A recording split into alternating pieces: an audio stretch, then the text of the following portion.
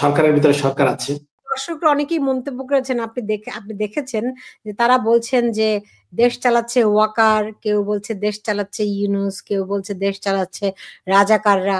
দেশ আসলে কে চালাচ্ছে?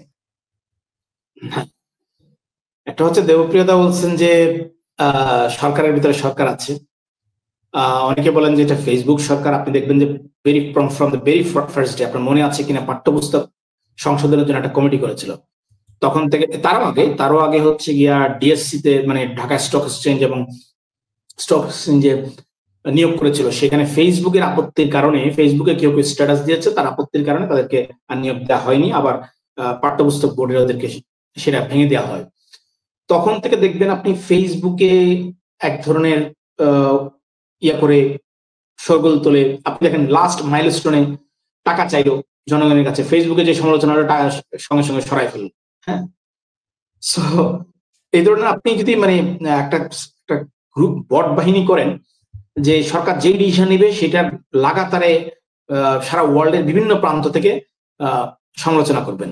হ্যাঁ, মানে সোশ্যাল মিডিয়াতে মোস্ট অফ দা, যেহেতু বাংলাদেশে ফেসবুক সবচেয়ে জনপ্রিয়, ফেসবুকে খালি সমালোচনা করবেন।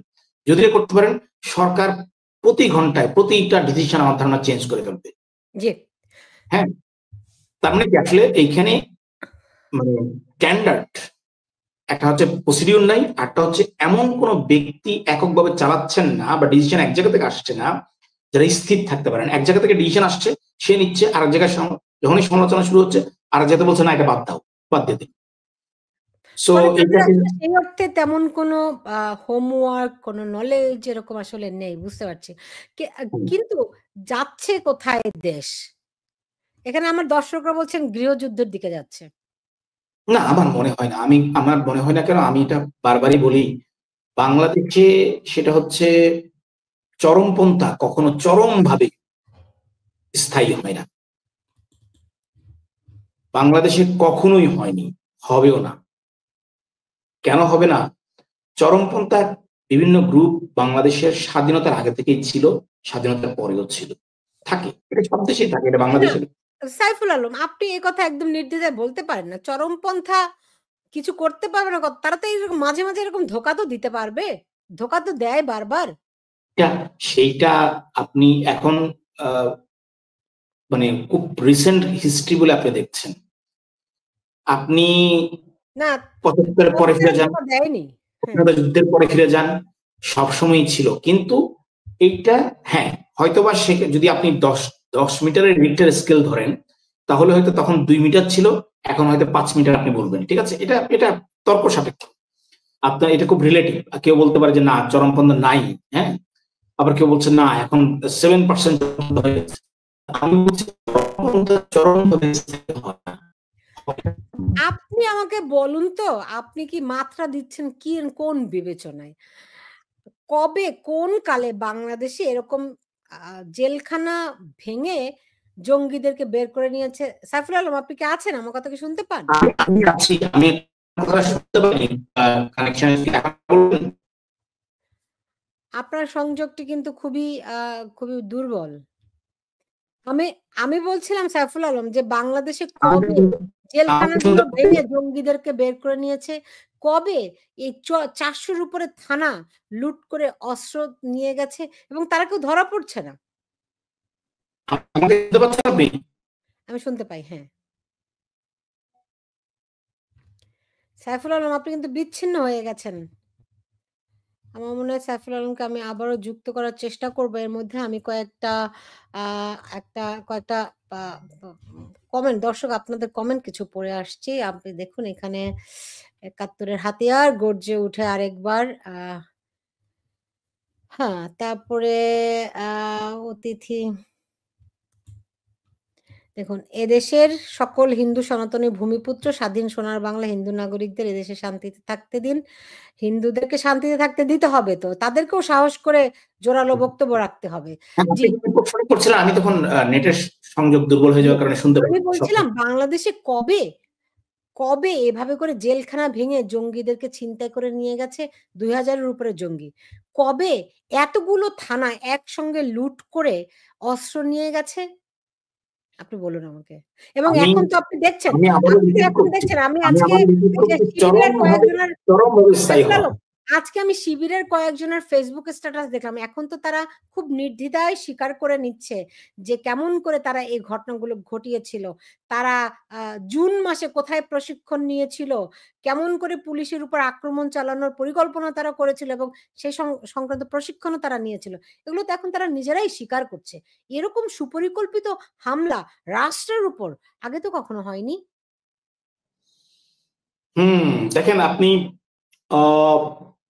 কেন হবে না, আমি চরমপন্থা চরমভাবে কেন, কারণ আওয়ামী লীগ, বিএনপি বা জাতীয় পার্টি এই দলগুলো তারা ডেমোক্রেটিক চর্চা করতো, কিন্তু ক্ষমতায় গিয়ে সব দলই আসলে, সব দলই, এই তিনটা দলই ক্ষমতায় গিয়ে তারা অন্য রূপ দেখা যায়, আমরা দেখেছি, এটা অস্বীকার করার কোনো জো নাই। মানে কারো হয়তো, অটোক্রেটিক হয়ে যায়। হ্যাঁ কারো হয়তো আমি অটোক্রেটিক না, আসলে এটা হচ্ছে এক ধরনের হাইব্রিডিজম আমাদের দেশে।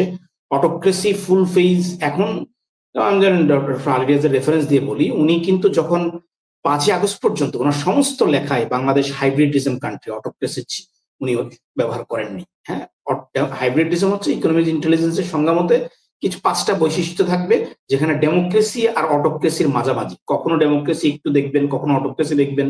যেমন ইলেকশন হবে, সেটা একটা ফ্যাব্রিকেটেড ইলেকশন, গণমাধ্যমের সংখ্যার ভিত্তিতে এক ধরনের স্বাধীনতা থাকবে, লোক দেখানোর স্বাধীনতা।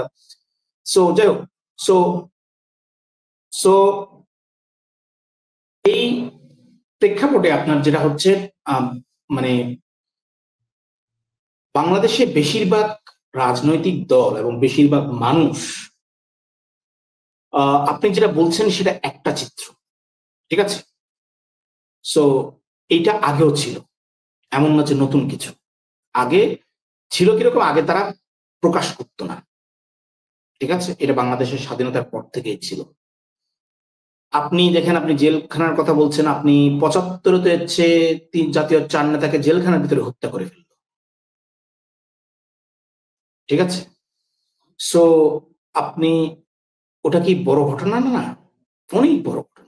না, না, না, একটা জিনিস, দুটোর মধ্যে পার্থক্য আছে তো। পার্থক্য হচ্ছে জেলখানার ভিতরে হত্যাকাণ্ড, যারা জাতীয় 4 নেতা সহ জেলখানার ভিতরে যেই হত্যাকাণ্ডগুলো ঘটেছে, এমনকি সেনাবাহিনীর ভিতরে যে হত্যাযজ্ঞ চলেছে, তো ইতিহাসে ওরকম হত্যাকাণ্ড আর কখনোই হয়নি। কিন্তু এইবার তো সাধারণ মানুষের বেশে এসে এই ঘটনাগুলো ঘটানো হয়েছে। দুটোর মধ্যে তো ম্যাসিভ পার্থক্য, তাই না? হুম, আপনি যে বলছেন বাংলাদেশে অনেকে বলে যে এখন ডিএমপি কমিশনার বলেছে বা বলেছে যে জঙ্গিবাদ কিছু ছিল না, ছিনতাইকারী।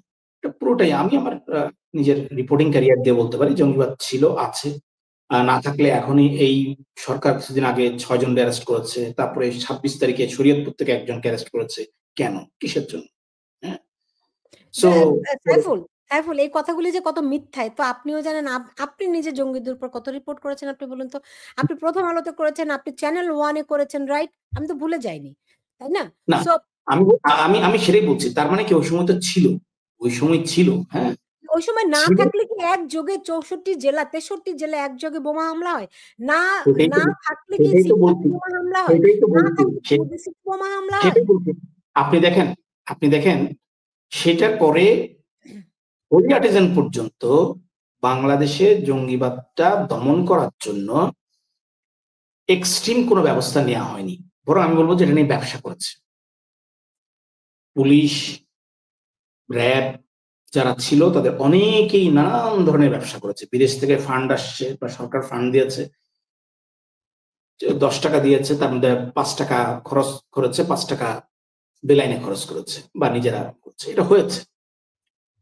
তো হোলি আর্টিজানটা হওয়ার পর একটা ম্যাসিভ ড্রাইভ দেওয়া হলো, তা আবার আপনি হয় কি দেখেন, র্যাট, আপনি সিম্পলি বুঝতে পারবেন, আমি একটু রেফারেন্স টানছি এই কারণে, র্যাট যখন প্রথমে র্যাব তো হলো না, র্যাট ছিল পুলিশের অধীনে, র্যাপিড অ্যাকশন টিম, যেটা ডিসি মাজার ভাই ছিলেন চিফ।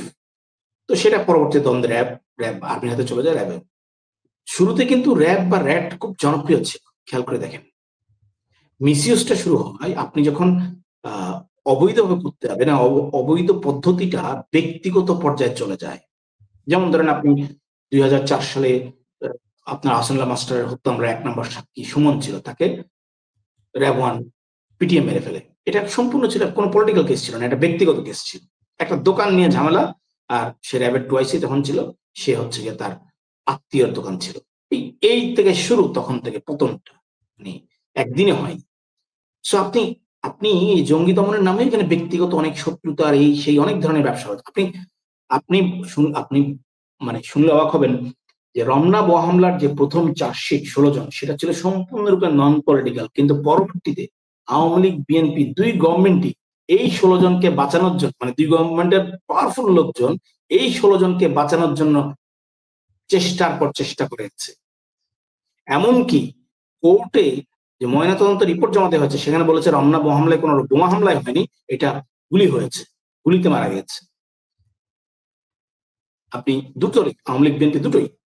তো ফলে কিন্তু তারপরে দেখেন যে আপনি সারা দেশে বোমা হামলা হলো, 21 আগস্টে গ্রেনেড হামলা হলো, কোনো কিছু এরা কিন্তু এক্সিস্ট করতে পারেনি। আমরা একটু বর্তমানে আসি। আপনি আমাকে বলুন যে এখন যেভাবে করে আমি যে হিজবুতের যে তৎপরতা দেখছি, কিংবা আমি খুব স্পষ্ট করে যদি বলি যে এখন যেই টাগ অফ ওয়ার চলছে জামাতের সঙ্গে এনসিপির, এনসিপি বলে তো আসলে কিছু নেই। এনসিপি হচ্ছে হিজবুতিদের একটা বড় অংশ, সেটার মধ্যে আপনার জামাতিরাও আছে। এটা প্রমাণ দিতে হবে, কারণ এইভাবে আমি প্রমাণ ছাড়া বলতে চাই না যে কে কোন বলেন, কিন্তু আমি প্রমাণ নিয়েই বলছি, আমি হাতে প্রমাণ দিয়েই আপনাকে বলছি যে এদের সঙ্গে হিজবুতির যেই আপনার তৎপরতা, সেই তৎপরতার সঙ্গে এরা সম্পূর্ণভাবে মিল রেখে কর্মকাণ্ডটি, তারা হিজবুতি যেই দখল প্রক্রিয়া তাদের, সেটি সামরিক কায়দায় দখল প্রক্রিয়া, এবং তারা এখন সামরিক বাহিনীকে ব্যবহার করছে। সামরিক বাহিনীর একটি বড় অংশ এদের সঙ্গে সম্পর্কিত। আপনি ক্যান্টনমেন্টে গেলে 2 দিন পর পর তাদের বিভিন্ন রকম লিফলেট, পোস্টার, এগুলো তো পাবেনই, এবং অনেক রকম তথ্য উপাত্ত আপনি অনলাইনেও পাবেন যে কেমন করে তারা হিজবুতিদের সঙ্গে সম্পর্কিত হয়ে গেছে। তার কিন্তু জামাত এবং হিজবুতিদের মধ্যে পার্থক্যটা কোথায় সেটি কিন্তু খুব স্পষ্ট। জামাত চায় ক্ষমতা, তারা চায় সরকার গঠন করতে, আর হিজবুত চায় পুরো এই অঞ্চলের মধ্যে ইসলামিক খেলাফত প্রতিষ্ঠিত করতে। এই পার্থক্যটার কারণেই তাদের এখন যে আমরা একটা মল্লযুদ্ধ তাদের মধ্যে দেখছি, এটি মনে হয় না। কারণ আপনি দেখেন হিজবুত তাহরিরকে আপনি যদি ধরেন, হিজবুত তাহরির বাংলাদেশে নিষিদ্ধ, ইন্টারন্যাশনাল অনেক দেশে নিষিদ্ধ আছে, বেশ কয়েকটা দেশে। পৃথিবীর কোন দেশে হিজবুত তাহরিরের খুব স্ট্রং আপনি দেখতে পেয়েছেন? একটা উদাহরণ দেখেন। আমাদের দেশে তো শক্তিশালী ঘাঁটি তৈরি করেছে তারা। আমাদের দেশে শক্তিশালী শুনেন, আমাদের দেশে, আচ্ছা আপনি আমাদের দেশে, আমি যদি বলি আওয়ামী লীগ 9 বছর ধরে হিজবুত তাহরিরের 2টা কেস কেন ঝুলিয়ে রেখেছিল? 9 ইয়ার্স। সাইফুল, আপনি যদি আমাকে এই প্রশ্ন করেন আমি উত্তর দিতে পারবো না। কেন জানেন? গত 9 বছর ধরে আমি বাংলাদেশে থাকি না। এই কারণে আমি খুব স্পেসিফিক কেস গুলো আমি ফলো করতে পারি না, বলতেও পারবো না।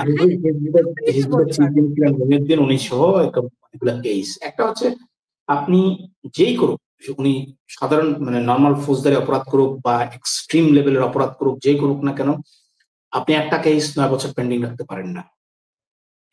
এটা বিনা বিচারে, এটা আসলে বিনা বিচারে জেল খাটার একটা অপরাধ, এটা রাষ্ট্রীয় অপরাধ। যেই হোক, কেউ যদি মানুষ খুন করে আমাকে আদালতে প্রমাণ করতে হবে তিনি খুন করেছেন, আইনে যা বলা আছে তার শাস্তি হবে।